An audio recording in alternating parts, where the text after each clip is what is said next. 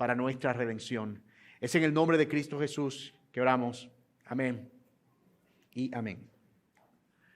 La fe cristiana está basada en verdades que aceptamos como dogmas, están compiladas como doctrinas para nosotros, pero que al mismo tiempo se expresa en símbolos. El bautismo, por ejemplo, es un símbolo de la muerte y la resurrección de un creyente con Cristo a una vida nueva.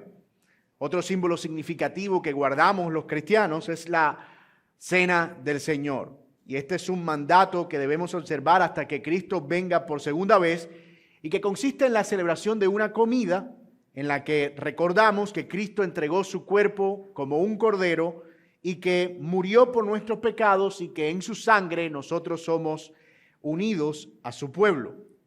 Pero estos símbolos no son un mero capricho divino, es decir, no son una cosa aleatoria de la voluntad de Dios, sino que Dios ha provisto que nuestra fe, o ha previsto más bien que nuestra fe, esté anclada a lo que recordamos y que eso que recordamos sea procurado continuamente. Dios se ha preocupado por dejarnos medios que nos permiten recordar su obra en nosotros precisamente porque Él sabe que somos tendientes a olvidarlo. Y en la mañana de hoy nosotros nos vamos a concentrar en uno de los símbolos más representativos de la fe judeocristiana, la Pascua. En el sermón pasado, capítulo 11, vimos cómo Dios anunciaba lo que sería el último golpe en una confrontación entre Él y los dioses falsos de Egipto, incluyendo a Faraón. Vimos que parte del propósito de esa confrontación era Dios mostrar su gloria, endureciendo el corazón de Faraón para luego castigarle justamente al mismo tiempo que mostraba su gracia, guardando a su pueblo del mal. Pero hoy vamos a ver cómo es que Dios termina salvando a su pueblo. Es decir, nosotros sabemos que Dios efectivamente envió las plagas a Egipto, pero por alguna razón esas plagas no tocaron al pueblo de Israel. ¿Cuál es la razón por la que eso pasó? ¿Qué fue lo que Dios usó en el medio para que fuera de esa manera? ¿Cuáles son los eventos relacionados con ese último golpe y sus consecuencias?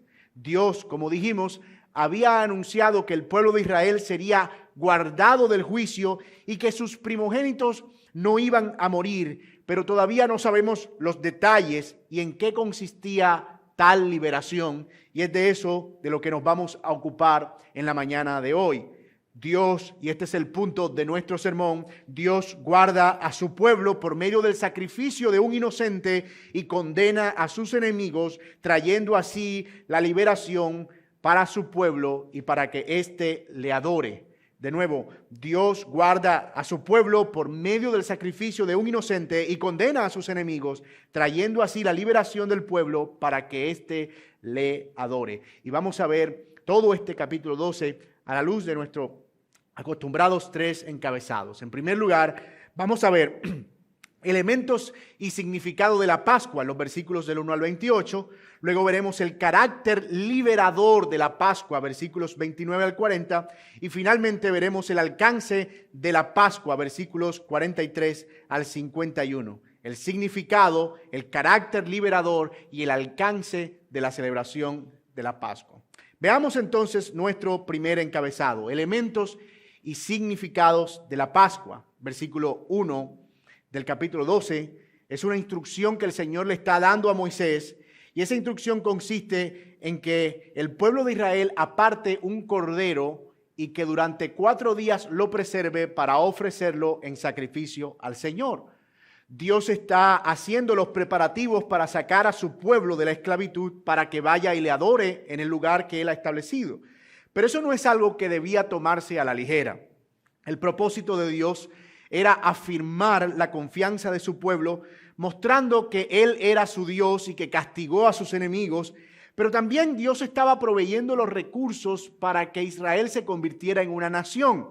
De hecho, ellos no iban a salir con las manos vacías, como lo veremos, sino que los mismos egipcios iban a proveer el dinero que ellos necesitarían o el tesoro que ellos necesitarían para convertirse en una nación. Y aquí, en este capítulo 12, Dios no solo les está mostrando que es su Dios y que se va a ocupar de sus enemigos, no solo les está proveyendo un tesoro nacional, sino que les está construyendo una identidad nacional. Él está construyendo a Israel o está estableciendo a Israel como una nación, y eso no es algo menor. Miren lo que dice el texto.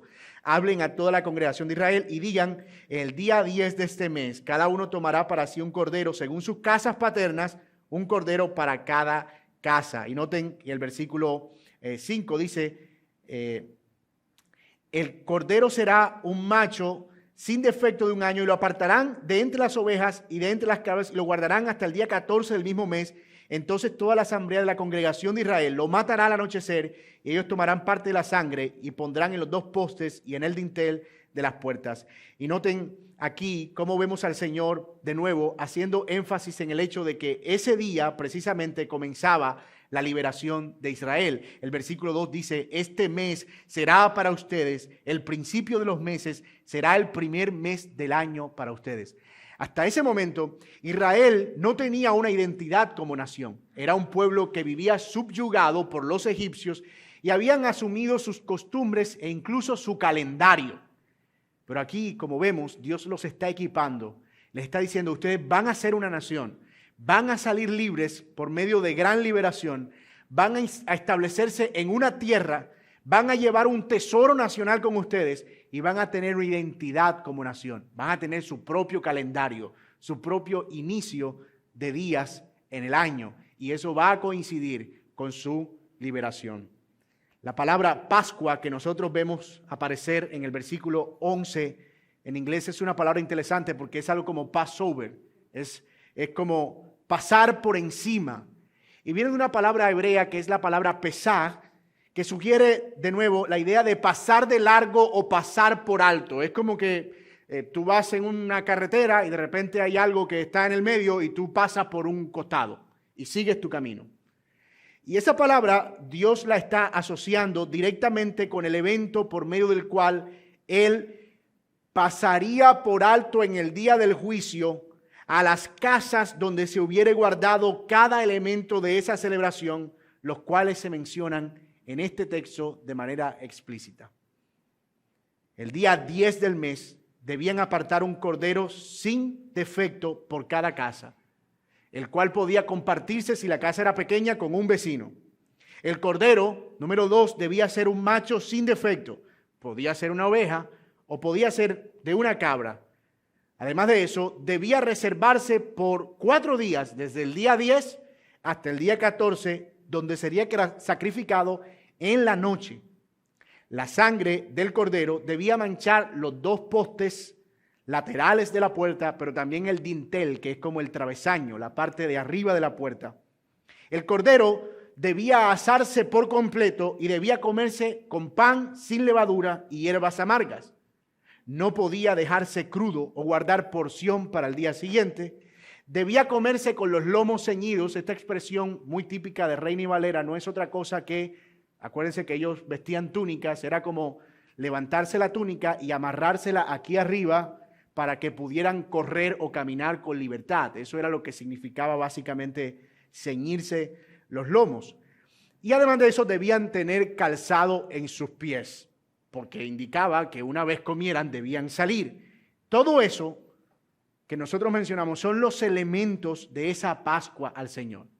Ahora bien, ¿por qué Dios está mandando algo tan extraño? A nuestros ojos eso se ve raro, muy extraño. El versículo 12 nos da la respuesta. Porque esa noche pasaré por la tierra de Egipto y heriré a todo primogénito de la tierra de Egipto, tanto de hombre como animal. Ejecutaré juicios contra todos los dioses de Egipto, yo el Señor. Y aquí está la utilidad de todo eso. La sangre les será a ustedes por señal en las casas donde estén. Cuando yo vea la sangre, Pascua, pasaré de largo. Cuando yo vea la sangre, pesá, pasaré por encima, pasaré de largo. Y ninguna plaga vendrá sobre ustedes para destruirlos cuando yo hiera la tierra de Egipto. La razón de toda esta mística en un cordero que muere y derrama su sangre no era otra sino servir como una señal para la liberación de Israel. Y yo quiero que a estas alturas ustedes noten algo. Técnicamente, todo primogénito en toda casa de Egipto debía morir de acuerdo con el juicio de Dios, tanto de los egipcios como de los judíos. Dios pudo simplemente haber identificado quién era un judío y pasarlo por alto. Pero Él decide poner algo en el medio que iba a demandar su obediencia y su confianza irrestricta. E iba a ser necesario que ellos pusieran en marcha ese plan tal cual como Dios lo había indicado. En cierto sentido, la salvación de los primogénitos egipcios iba a ser un acto de fe y de confianza, de saber que eso que Dios estaba prescribiendo era la forma en la que iban a ser liberados. Por demás está decir que si un judío no llevaba a cabo este ritual, no importaba si fuera judío, su primogénito en su casa iba a morir. Dios iba a ejecutar su juicio de todas maneras. Y eso es importante tenerlo en mente, porque no es como que Dios estableció eso simplemente para adornar la noche. No, era un medio de liberación. Ahora bien, eso parece no tener un significado muy claro para los israelitas. Ellos no tenían que entenderlo todo para poder confiar. Solo debían hacer lo que Dios estaba mandando, solo debían obedecer. Pero nosotros tenemos un panorama mucho más claro. Y visto desde el gran panorama de la redención, nosotros, por así decirlo, no hemos visto la película completa y vemos aquí a Dios salvando a un culpable, tanto los egipcios eran culpables, pero también los hijos de los judíos, pero Dios está salvando aquí a los culpables de su pueblo por medio de la muerte de un ser inocente. El sistema de sacrificio no era algo nuevo para los judíos, es decir, no es la primera vez que aparece esto como una figura en el Antiguo Testamento. Ellos ya estaban familiarizados con el acto de ofrecer corderos y animales en sacrificio, desde los días incluso de Adán. Recuerden ustedes, cuando Adán y Eva caen en pecado, el Señor le dice, ustedes deben morir porque esa es la condición, la paga del pecado es la muerte. Y ellos descubren que están desnudos, intentan cubrirse con unas hojas de higo y el Señor lo que hace es cubrirlos completamente con la piel de unos animales. A partir de ese momento se asume que fue necesaria la muerte de un animal inocente para tomar su piel y cubrir la desnudez que demandaba la culpa de los judíos. Si Adán y Eva empezaron a recibir información de que para ellos poder lidiar con la culpa debía ofrecerse la muerte de un animal inocente. Eso explica por qué entre Caín y Abel había diferencia en sus ofrendas ante el Señor. Porque uno, aunque ofrecía lo mejor de los vegetales y lo que producía el campo, no era lo que Dios estaba pidiendo, mientras que el otro, que ofrecía corderos y sangre al Señor, estaba poniendo delante a un inocente muriendo en su lugar. Cuando Dios confronta a Caín y Abel, le dice a Caín, si tú hicieres el bien, es decir, Dios asume que Caín sabía que esa era la forma de presentarse delante de Dios, no estaría siendo despreciado. Pero Abel está haciendo conforme él entiende, debe presentarse delante de mí. Hebreos dice que la sangre de los corderos de Abel todavía habla por él. Así que esta cosa de ofrecer un cordero en sacrificio a Dios no era algo novedoso para un judío, pero aquí Dios está explicando el proceso y cómo es que a través de esa sangre en realidad se estaba ofreciendo una vida por otra vida. La vida de un inocente por la vida de un culpable. Ahora bien, nosotros tenemos todavía un panorama, como dije, mucho más claro, porque visto desde esa perspectiva amplia del Nuevo Testamento, para nosotros tiene muchísimo sentido en la persona de Cristo. Primera de Pedro 1, 18 al 19 dice, ustedes saben que no fueron redimidos de su vana manera de vivir, heredada de sus padres, con cosas perecederas como oro o plata, sino con sangre preciosa como de un cordero sin tacha y sin mancha, la sangre de Cristo, porque Él estaba preparado desde antes de la fundación del mundo, pero se ha manifestado en este último tiempo por amor a ustedes. Limpien, dice 1 Corintios 5:7, la levadura vieja para que sean masa nueva, así como lo son en realidad sin levadura, porque aún Cristo, nuestra Pascua, ha sido sacrificado. Cristo es un cordero, desde nuestra perspectiva, el cordero, no guardado por 4 días, sino apartado, dice la Biblia, desde antes de la fundación del mundo para nuestro rescate. Él fue un cordero perfecto, eso significa sin pecado, por eso pudo levantarse al tercer día entre los muertos, sin mancha alguna, por lo que su muerte asegura nuestra redención. Y notemos aquí algo importante, la sangre no es el medio de salvación, sino la señal de que un sacrificio ya se ha efectuado. La sangre en sí no tenía el poder para salvar a los egipcios. Solo era la señal de que algo había sucedido en esa casa. Y ese algo era un animal inocente, murió aquí, de acuerdo con lo que Dios había establecido como condición. Nosotros hoy vemos, o podemos ver, mucho misticismo alrededor de la sangre. Pero eso desconectado de la realidad teológica de una vida inocente muriendo por un culpable no tiene poder alguno. Invocar la sangre de Cristo no es un mantra milagroso. No es algo como que yo digo la sangre de Cristo, entonces todo lo malo se purifica. Porque no hay nada místico en la sangre. Es el reconocimiento de que ciertamente Él ha sido el sacrificio aceptado por el Padre por nuestros pecados y por medio del cual somos librados de la muerte y del juicio de Dios, lo que tiene verdadero poder. Hay un acto de fe y de confianza irrestricta detrás de la sangre. Hay un sacrificio mediando antes de la sangre. Y eso es lo que realmente tiene poder, en este caso, para librar de la muerte. Algunas veces, y este misticismo ha llegado al extremo de que personas te dicen, mira, ven acá ahora por mi casa y rocía la sangre de Cristo porque siento que no puedo dormir. No hay nada ahí. A menos que yo pueda predicarle a la pared de la casa y decirle, pared, arrepiéntete de tu humedad y tu moho y conviértete. Porque el juicio, a menos que se le pueda predicar a una pared, entonces la sangre tendrá un poder para librar. Pero fíjense cómo poder comprender qué es lo que está mediando detrás del sacrificio nos ayuda incluso en la práctica y cómo asumimos estos símbolos y estos elementos de manera correcta. Ahora, noten algo todavía mucho más interesante en este texto, en este capítulo 12. Aquí, en el versículo 25 dice, cuando entren en la tierra que el Señor les dará como ha prometido, guardarán este rito, es decir, no era una sola vez que lo iban a hacer. Ellos debían continuar haciendo eso una y otra vez, año tras año, de manera perpetua. Y el versículo 26 dice, y cuando sus hijos les pregunten qué significa este rito para ustedes, ustedes les dirán, es un sacrificio de la Pascua al Señor, el cual pasó de largo las casas de los israelitas en Egipto cuando hirió a los egipcios y libró nuestras casas. Y el pueblo se postró y adoró. Es interesante, muy interesante, el carácter de recordatorio que tiene la Pascua o que tiene este evento.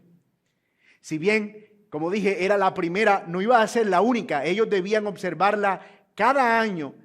Y de nuevo, más interesante aún es ver a Dios aquí dando importancia al hecho de pasar esa verdad a sus hijos, a las próximas generaciones.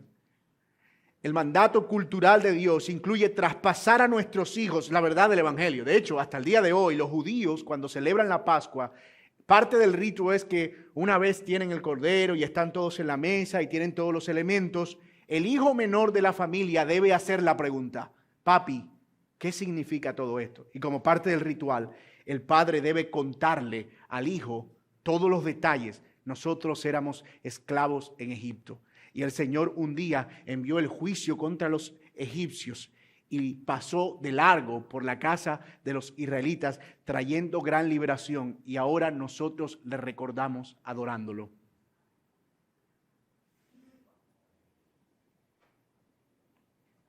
Mi hermano, ¿qué tan importante es para ti hablar del Evangelio a tus hijos? O recordarles la obra de Cristo en la cruz.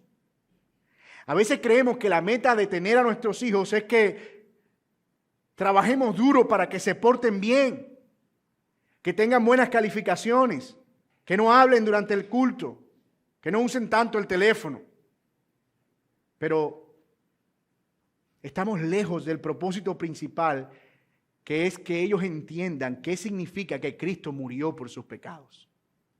Nosotros debemos asegurarnos que nuestros hijos entiendan el Evangelio tan pronto como puedan tener la capacidad de entenderlo. Y cuando hablamos de entender el Evangelio, no estamos hablando de conocer algunas historietas de la Biblia desconectadas como de superhéroes evangélicos. Mira a Noé que construyó un arca y lo burlaban, pero él resistió el bullying. O mira a Jonás, que fue un hombre que fue desobediente y luego se lo tragó un pez. Y si tú no te comes las pastas con sopa de caracol, tú te vas a caer cuando vayas al mar en el vientre de un gran pez. ¡No! Nuestra meta es tratar de llevar a nuestros hijos a lo largo de la Escritura y apuntarlo desde allí a la visión gloriosa de que Cristo murió por sus pecados. Desde la historia de Noé, desde la historia de Jonás, desde la historia de Moisés, desde la historia de David. Y mostrándole, mira, no es sé como David, no es sé como Jonás, no es sé como Adán, no es sé como Abel. Es mira cómo ellos apuntan al glorioso Jesucristo. No subestimemos su capacidad de entender el Evangelio. Lo que sucede, mis amados, es que si el Evangelio es superficial para nosotros, entonces será superficial para nuestros hijos. Pero si nos tomamos en serio lo que significa el Evangelio, nosotros vamos a ver una urgencia de que ellos tengan que recordarlo todos los días. Esto no es una cuestión de levantarme un día en la mañana y enseñárselo. Es una cuestión de todos los días. Continuamente. Cristo murió por nuestros pecados. Él fue colgado en la cruz. La razón por la que tú vives como vives es por la condición de tu corazón. La razón de tu desobediencia es tu pecado. Eres un nieto de Adán. Tienes que convertirte en un hijo de Dios. Solo el Evangelio puede librarte. Amén. Hermanos, es en serio. Debemos tomar la responsabilidad de hablar el Evangelio a nuestros hijos como una prioridad. Porque es un mandato del Señor.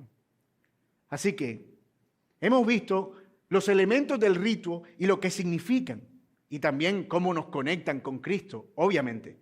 Pero veamos ahora cuáles fueron las implicaciones de ese evento.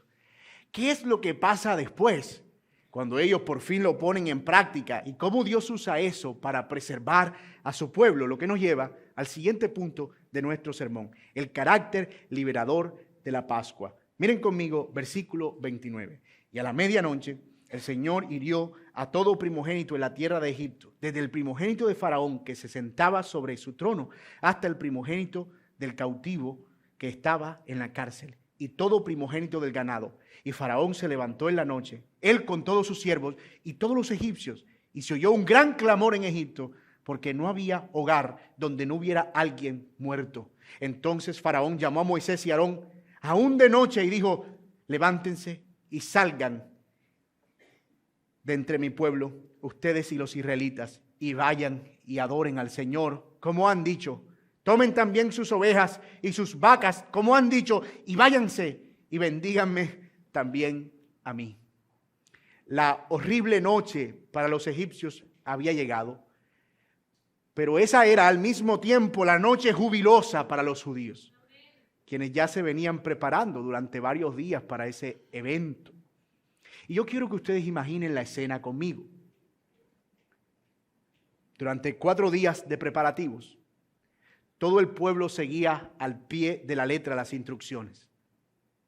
Los egipcios veían a los israelitas buscar desesperadamente ramas de hisopo, matar corderos, buscar elementos para preparar pan, sin entender. Algunos, en medio de las dudas, quizás pensaban: ¿y si no funciona? ¿Y si algo falla en el proceso? ¿Y si Dios no ve mi sangre en la puerta? Ellos estaban expuestos a la incertidumbre, pero debían confiar sin reservas. Esa noche nadie durmió. Las madres abrazaban a sus primogénitos como nunca.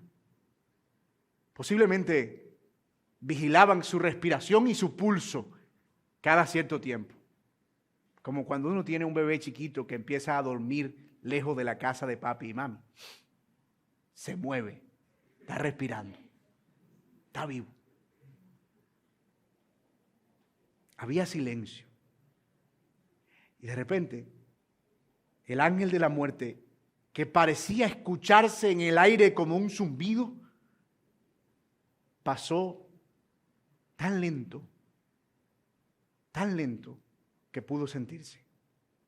De repente, un gran llanto empieza a escucharse en todo Egipto. El llanto de una mujer despertaba el de la otra, y el de la otra, y el de la otra. Y en poco tiempo, la nación más poderosa del mundo estaba sumergida en el dolor y el llanto inconsolable, incluida la casa de Faraón. Dios había juzgado a la nación. Las mujeres judías rápidamente se levantan y ven que sus hijos están vivos. Él lo hizo.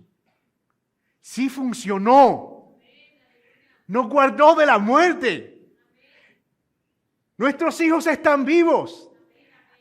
¡Oh, gloria a Dios! Y de repente el cántico de alabanza empieza a mezclarse con el de dolor. Mis hermanos, esta escena es tan gloriosa porque se parece a la escena de la cruz. Esa escena donde Jesús está muriendo y hay dolor y llanto y hay amargura y hay silencio en los cielos y hay oscuridad y hay tinieblas, pero al mismo tiempo canto de júbilo porque Dios estaba proveyendo la liberación de su pueblo. Mis hermanos, la horrible noche de la Pascua fue la jubilosa y gloriosa noche de nuestra liberación. La horrible muerte en la cruz fue la victoriosa muerte de Cristo por nuestra redención. Alabado sea Dios. Faraón llama a Moisés y a Aarón. Dice, vengan, de noche, no importa. Necesito que se vayan. Tal vez pensaba, parece que este ángel puede volver y matar a los segundos y luego a los terceros y luego a los cuartos. Váyanse ahora mismo, saquen lo que tengan que sacar. Ya no hay condiciones, ya no hay juegos, ya no hay trucos de parte de Faraón. Ahora solo hay un deseo de que ellos se marchen. El golpe fue al mentón de Faraón y lo ha derribado. 3 palabras llaman la atención de Faraón. Levántense, salgan y adoren. Levántense, salgan y adoren. Ahora entendemos por qué el Señor dijo, esténse listos. Los sandalias puestas, no pierdan tiempo. Tienen que salir. Faraón ha ido a tierra. Él y los dioses falsos de Egipto han sido derrotados. Y el resto de la historia nosotros la conocemos. Ellos pidieron objetos de oro y de plata a los egipcios y todos ellos le dieron sus riquezas, despojaron a los egipcios. Y esta es la segunda cosa que Dios les provee como nación, después de proveerle un calendario y un inicio para sus años: dinero. Lo explicamos en el sermón pasado, no era propiamente un robo, era un pago retroactivo de 400 años de trabajo, más prestaciones. Más de 600,000 salieron de Egipto. Y eso es un número que ha sido objeto de discusión. Algunos dicen que no fueron tantos, que posiblemente es una cifra que pudo haber tenido un error. Pero no hay duda de que un pueblo que antes era esclavo, ahora se dirige rumbo a la libertad para adorar a Dios. Nosotros no sabemos cuántos iban exactamente, pero era el pueblo esclavo. 400 años habían sido suficientes para que un grupo de 70 personas se convirtiera en una nación de ese tamaño. 600,000 eran hombres que podían tomar un arma, es decir, que podían caminar, que no eran adolescentes, eran hombres de a pie que podían hacer sus propias jornadas. Dios había dicho al pueblo que Él estaría 400 años. En Génesis 15:13 Dios le dijo a Abraham en una promesa, el pueblo estará siendo esclavo durante 400 años. Y 430 años después, de hecho, ese día se cumplían 430 años de haber llegado a Egipto. Ese día era el cumpleaños de Israel en Egipto. Y ese día salieron. Algunos abogan de que es una imprecisión. El Señor dijo 400, pero fueron 430. Falló Dios en su profecía. Dios no puede ser Dios. Pero hay una forma de verlo. En realidad ellos no estuvieron 430 años como esclavos. Al menos una parte de esos años fueron con un faraón que conocía a José y no fueron propiamente esclavos. Así que puede ser que los 400 años se refiera solo a los años de esclavitud. El punto es que Moisés lo enfatiza con la certeza de que la palabra de Dios se estaba cumpliendo al pie de la letra.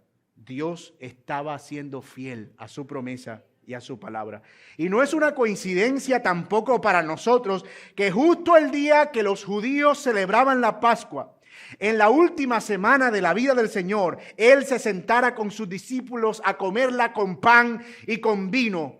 Había todo en la mesa. Probablemente el pan sin levadura, las hierbas amargas, el hisopo, pero faltaba algo en esa mesa.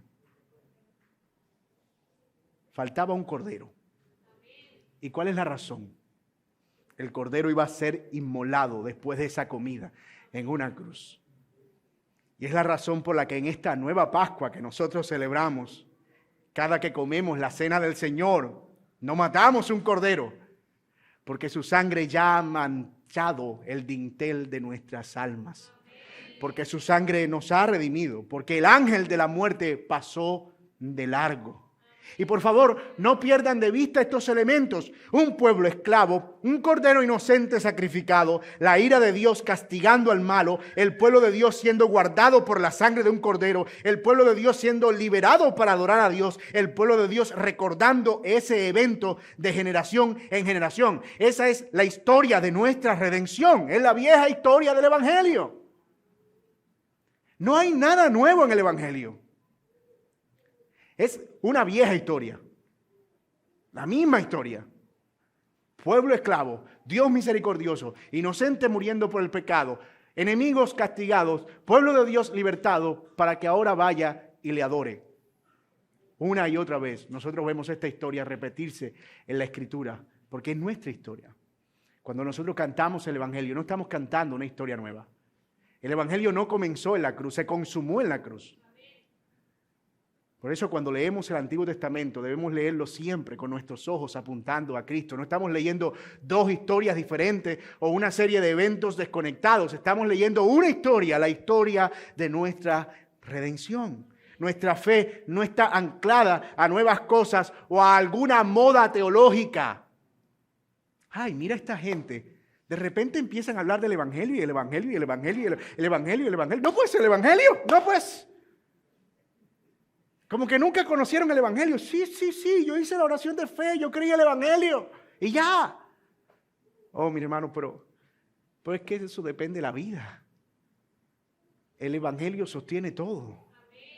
El Evangelio hace que nosotros sigamos viendo nuestra condición de pecados, nuestra necesidad de un Salvador. El Evangelio nos provee esperanza. El Evangelio nos redime de la culpa. El Evangelio nos conduce al Señor cuando nosotros sentimos que no tenemos cómo resolverlo. El Evangelio es lo que sostiene nuestra esperanza. El Evangelio nos libra de la angustia. El Evangelio nos provee redención. El Evangelio pone nuestros ojos en la eternidad. ¿Cómo nosotros no vamos a hablar del Evangelio, cantar el Evangelio, vivir el Evangelio, anunciar el Evangelio? ¿Cómo no vamos a hacerlo si todo depende del Evangelio?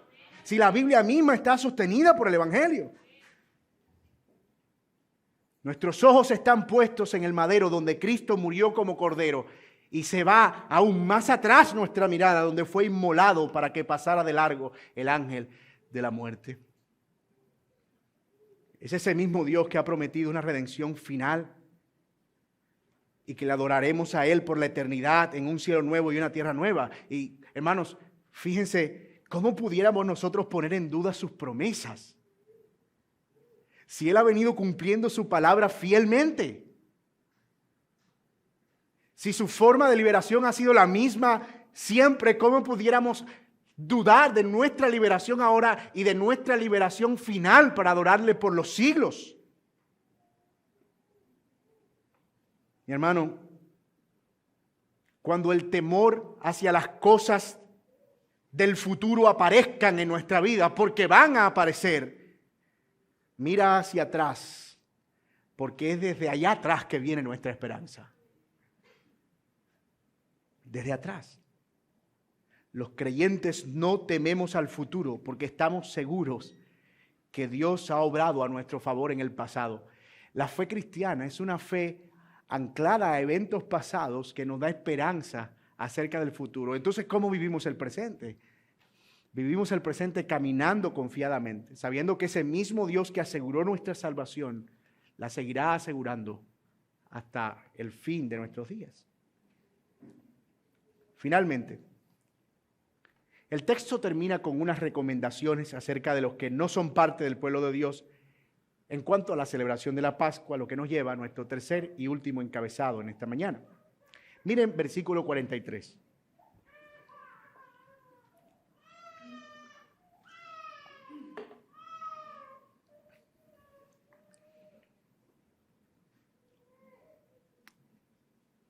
Y el Señor dijo a Moisés y a Aarón: esta es la ordenanza de la Pascua, ningún extranjero comerá de ella, pero el siervo de todo hombre comprado por dinero después que lo circunciden, podrá entonces comer de ella. El extranjero y el jornalero no comerán de ella. Se ha de comer cada cordero en una misma casa.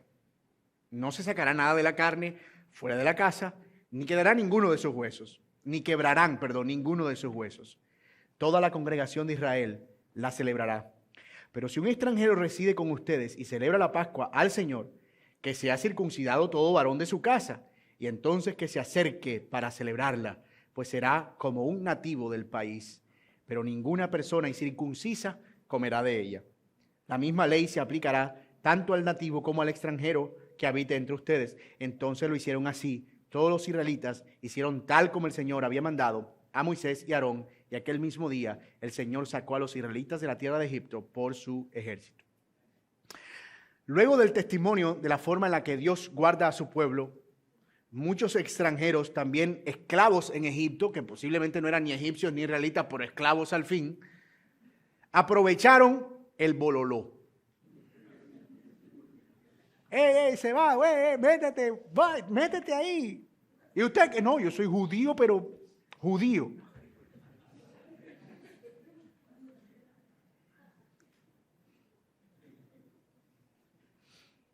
Incluso hasta egipcios se fueron. Egipcios. Al ver, imagínate, ese es el Dios, nuestros dioses han sido derrotados. Este es el Dios verdadero. Nosotros queremos ir con ustedes. Así que en vista de que posiblemente no eran pocos, el Señor prescribe que en efecto ellos pueden participar del recordatorio de la Pascua, pero debían cumplir un requisito fundamental. ¿Cuál? La señal de que eran parte del pueblo de Dios. ¿Y cuál era esa señal?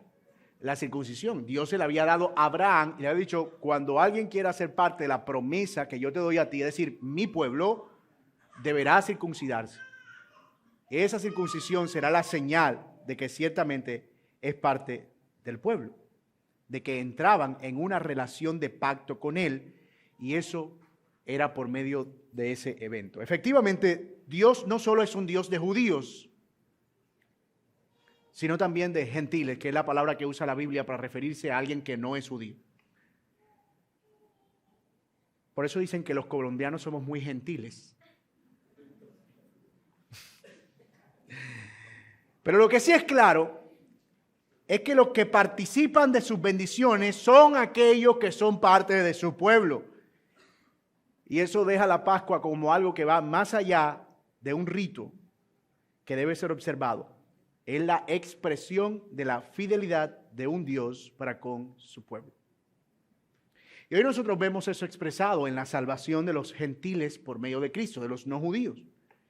Todos aquellos que creen en Cristo son parte del pueblo de Dios y pueden participar de la comunión con Él.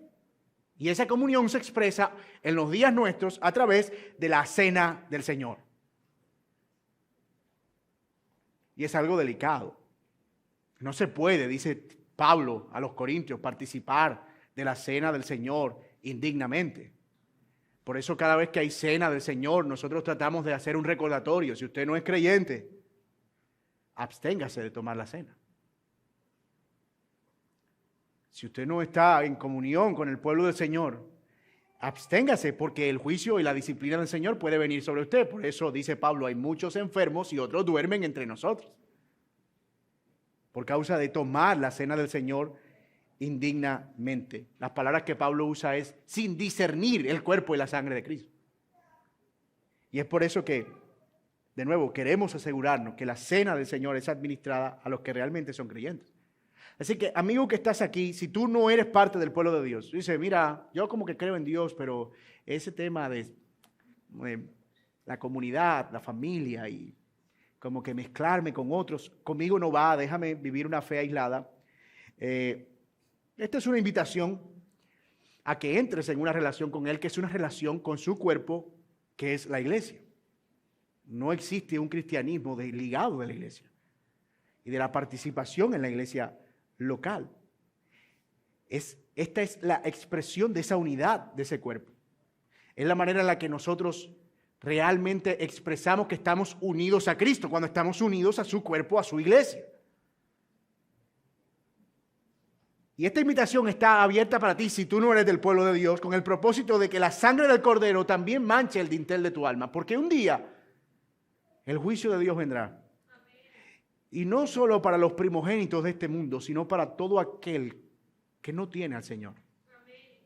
Él vendrá a juzgar a los vivos y a los muertos. Y si tú no estás en Cristo, tú tendrás que enfrentar el justo juicio de Dios. Y la Biblia dice que es una cosa dura caer en las manos de un Dios vivo. Así que, mi amigo, yo te animo a que vengas a Cristo hoy y te arrepientas y te unas al pueblo de Dios y puedas participar del privilegio de tener una comunión real con Él y poder participar de su cuerpo y de su sangre, de todas las bendiciones que se desprenden de la redención. No solo ser sus hijos, sino poder estar con Él por la eternidad. Y mis amados hermanos que están aquí, esto es un mensaje también para nosotros, porque es un recordatorio, otra vez, un recordatorio de nuestra redención. Nosotros no podemos vivir nuestras vidas como creyentes desconectados del Evangelio. El Evangelio no es la puerta de salida de nuestra fe. No es el trampolín con el que nos arrojamos a la piscina de la vida cristiana. Es la piscina. Necesitamos recordarnos el Evangelio todos los días de nuestra vida porque tendemos a olvidarlo. En la cena del Señor recordamos el sacrificio del cuerpo de Cristo una vez al mes y lo haremos hasta que Él venga. Pero esto es algo que nosotros debemos recordar habitualmente, continuamente, porque nuestras mentes son dispersas y otras cosas tienden a tomar el lugar del Evangelio en nuestras vidas. Filosofías, ideas, autojusticia y propias ideologías propias que nosotros fabricamos o que recibimos de afuera. Y por eso necesitamos recordar que Cristo murió por nuestros pecados conforme a las Escrituras. Así que como vemos, la Pascua no solo tiene un significado trascendental para aquellos que hacen parte o que hicieron parte del pueblo de Israel, sino que tiene un significado trascendental para nosotros en el día de hoy. Cristo es el Cordero cuya sangre ha manchado el dintel de nuestras puertas. Y es una sangre que no se borra, está ahí. Su sacrificio está ahí. Y nosotros ahora, por la libertad que Él nos ha provisto, somos llamados a adorarle con toda nuestra alma, con todo nuestro ser, con toda nuestra vida. Así que pidamos al Señor que el Evangelio sea el impulso para esa adoración y que podamos vivir para su gloria cada día de nuestras vidas. Oremos. Señor y Padre nuestro que estás en los cielos, te damos gracias por el privilegio de poder estar aquí expuestos a tu palabra. Gracias por haber pagado el precio de nuestra libertad, por habernos redimido por medio de la sangre derramada en la cruz. ¿Qué significado tan maravilloso tiene la Pascua para nosotros hoy, Señor? Tú fuiste el Cordero perfecto y sin mancha, reservado desde antes de la fundación del mundo para ser inmolado por nosotros. Tu sangre nos ha manchado, Señor, de modo que hemos sido librados del juicio divino. Y ahora, impulsados por esa libertad, somos llamados a adorarte, Señor, con todo nuestro ser. Gracias por traer libertad a nuestros corazones. Gracias por haber redimido nuestras almas. Gracias por haber perdonado nuestros pecados. Gracias por haber pasado por alto nuestra iniquidad. Y no porque la hubieses ignorado, sino porque cargaste nuestra culpa en la de un ser inocente. Gracias, oh Padre, por proveer al Cordero para el sacrificio. Gracias, Señor. Oramos por los que no te conocen, para que puedan, Señor, abrazar la fe y confiar en ti, Señor, como el Cordero que trae libertad para sus pecados. Y que puedan rendirse en una adoración genuina para la gloria del Padre.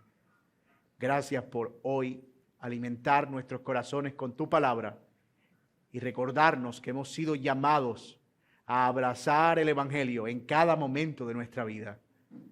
Señor, perdónanos por las veces que hemos olvidado el Evangelio y ayúdanos a ser conscientes de la necesidad continua y diaria que tenemos de perseverar en él. Gracias por traer ánimo a nuestros corazones con estas palabras. En el nombre de Cristo Jesús. Amén y amén. Mis amados, el Señor les bendiga, el Señor les guarde. Gracias.